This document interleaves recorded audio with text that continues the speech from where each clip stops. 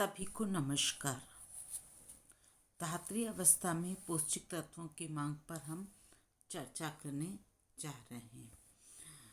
विश्व स्वास्थ्य संगठन WHO के अनुसार धात्री माता के स्तनों से 850 ml दूध पर डे स्रावित होता है।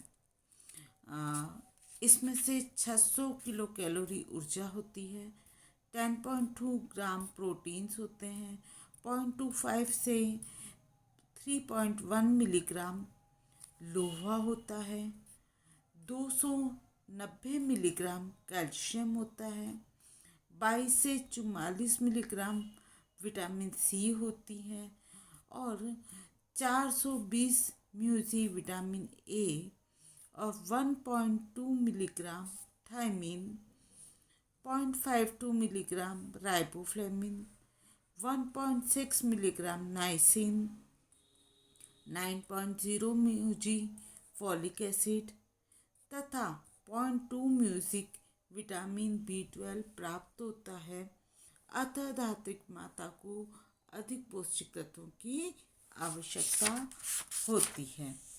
ICMR के भोज्य विशेषज्ञ समिति के अनुसार भारत तथा अन्य विकासशील देशों में धात्री माता के स्तनों से 600 ml दूध निकलता है, जो कि विश्व स्वास्थ्य संगठन के भोज्य विशेषज्ञ समिति की प्रस्तावना की तुलना में 200 ml कम है। अतः विकासशील देशों की धात्री माताओं की मांग बढ़ाए जाने की आवश्यकता है, तभी शिशु का पोषण जो होगा उचित प्रकार से होगा।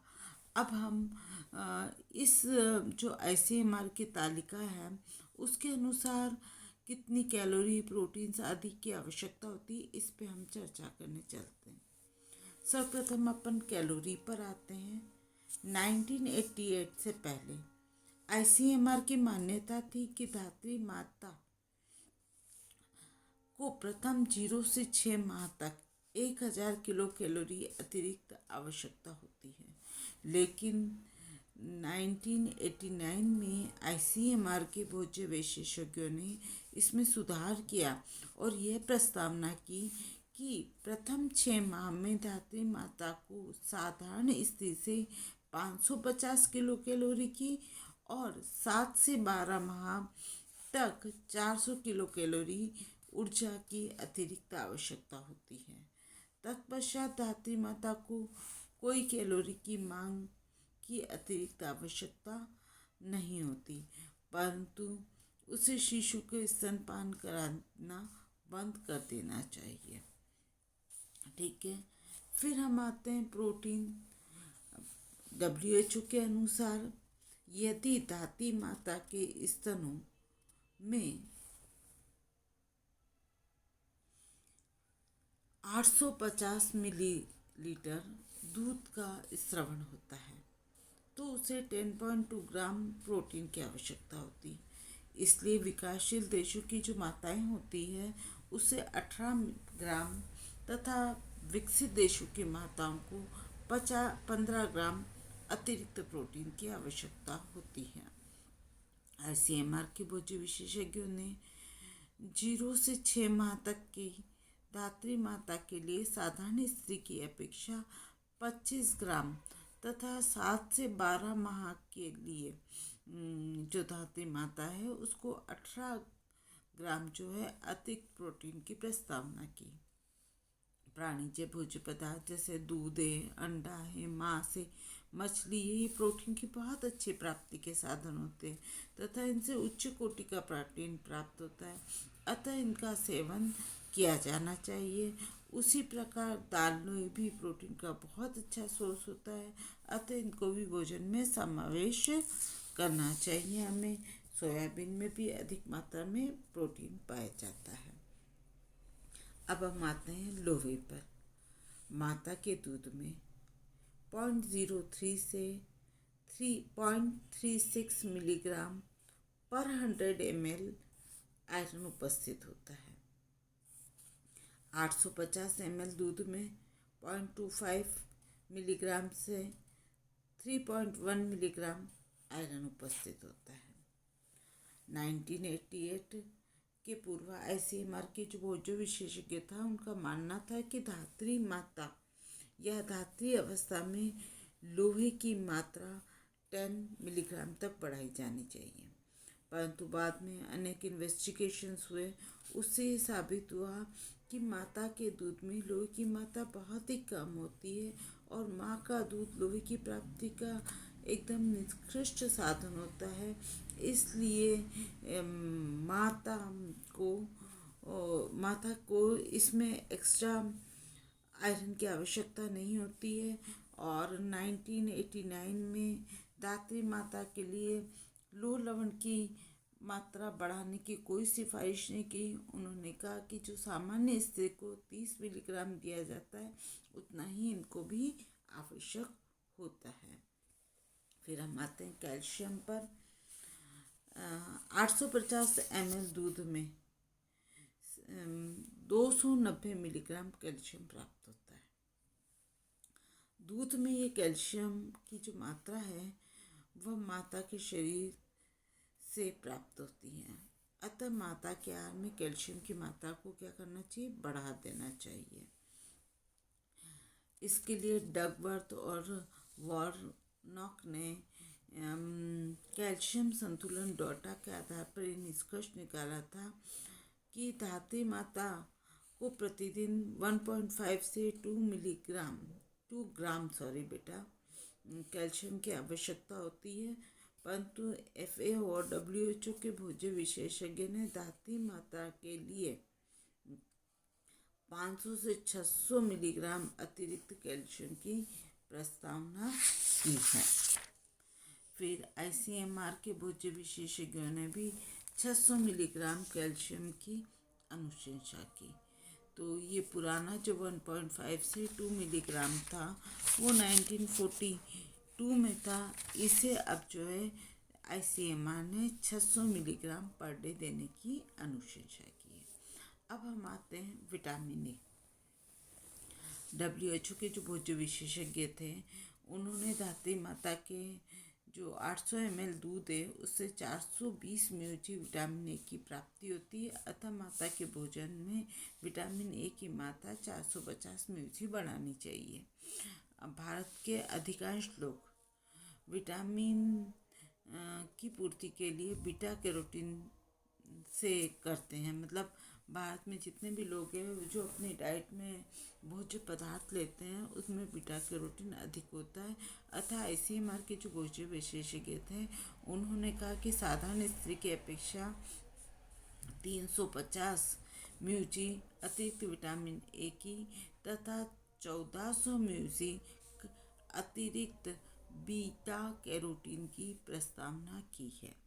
ठीक है। अब हम आते हैं राइबोफ्लेविन पे। 800 ml जो माँ का दूध होता है उसमें 0.32 मिलीग्राम राइबोफ्लेविन की प्राप्ति होती है। इसलिए माता के आहार में राइबोफ्लेविन की मात्रा भी बढ़ाई जानी चाहिए ताकि उसकी पूर्ति हो सके।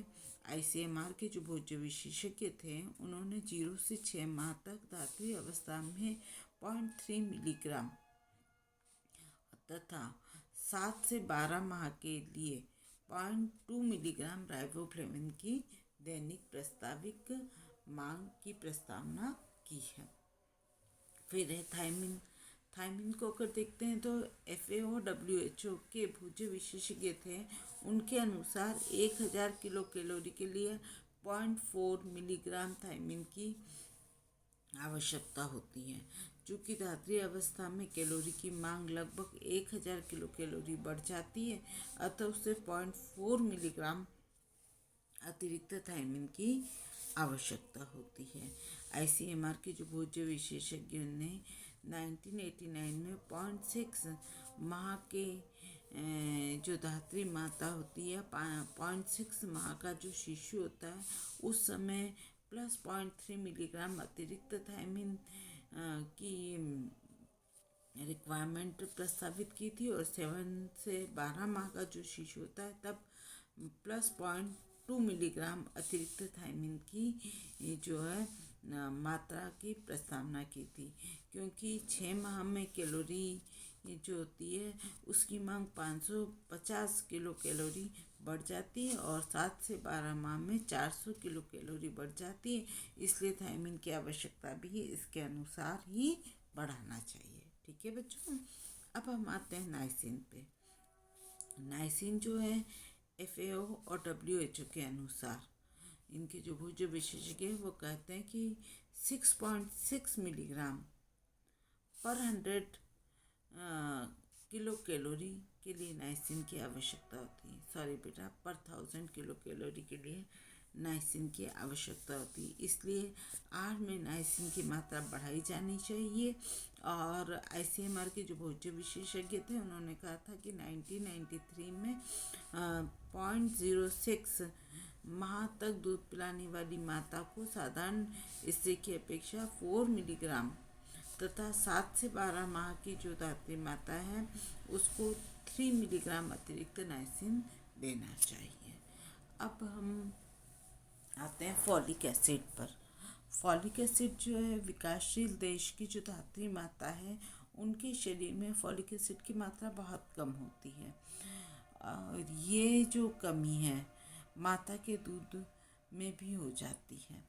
फॉलिक अम्ल के अभाव में एनीमिया हो जाता है। तो ICMR के जो भोज्य विशेषज्ञ थे उन्होंने 1993 में साधारण स्त्री की अपेक्षा 50 म्यूजी फॉलिक एसिड अतिरिक्त प्रस्तावित की। फिर आते हैं हम B12 पे। B12 पर्नीशियस एनीमिया जो होता है उससे बचने के लिए B12 बहुत आवश्यक होता है। और WHO के जो भोज्य विशेषज्ञ थे उनके अनुसार 850 ml जो दूध होता है माता का दूध उससे 0.2 म्यूजी विटामिन B12 प्राप्त होता है। दूध में विटामिन B12 जो है माता के शरीर से ही बच्चे को प्राप्त होता है। अतः NRC और USA के अनुसार धात्री माता के आहार में 1.0 म्यूजी अतिरिक्त B12 देना चाहिए। और ICMR के जो भोज्य विशेषज्ञ हैं उनके अनुसार 0.5 म्यूजी अतिरिक्त विटामिन B12 देना चाहिए। ठीक है बच्चों, ये आया समझ में। अब आते हैं विटामिन सी। विटामिन सी जो है वो WHO के अनुसार 800 ml दूध में 22 से 44 मिलीग्राम विटामिन सी उपस्थित रहता है। इसलिए माता के आहार में इसकी मात्रा बढ़ाई जानी चाहिए। ICMR के भोज्य विशेषज्ञों के अनुसार प्रतिदिन धात्री माता के आहार में 40 मिलीग्राम तक विटामिन की अधिकता होती है। इसलिए इन्होंने 40 मिलीग्राम अतिरिक्त विटामिन सी देने की प्रस्तावना की है। इस तरह उपरोक्त जो पोषक तत्व हैं उन्हें अपने आहार में सम्मिलित करना चाहिए और भोजन को अपने आय वर्ग के अनुसार तालिका बना के लेना चाहिए। और इसमें जो भोजन है वह एक बार में या 2-3 बार में ना करके सुबह 6 बजे, फिर नाश्ता 8:30 बजे के आसपास, फिर 11 बजे के आसपास खाना या मौसमी फलों का जूस या सूप देना चाहिए, फिर खाना देना चाहिए, फिर शाम को हल्का फुल्का नाश्ता जिसमें अपन गुड़, मूंगफली, फ्रूट्स आदि दे सकते हैं। फिर 8:30 बजे रात्रि का खाना और दूध उसे पिलाना चाहिए। ठीक है, इस तरह हम धात्री माता के लिए न्यूट्रिशनल रिक्वायरमेंट की व्यवस्था करनी चाहिए। आया समझ में? तो धन्यवाद।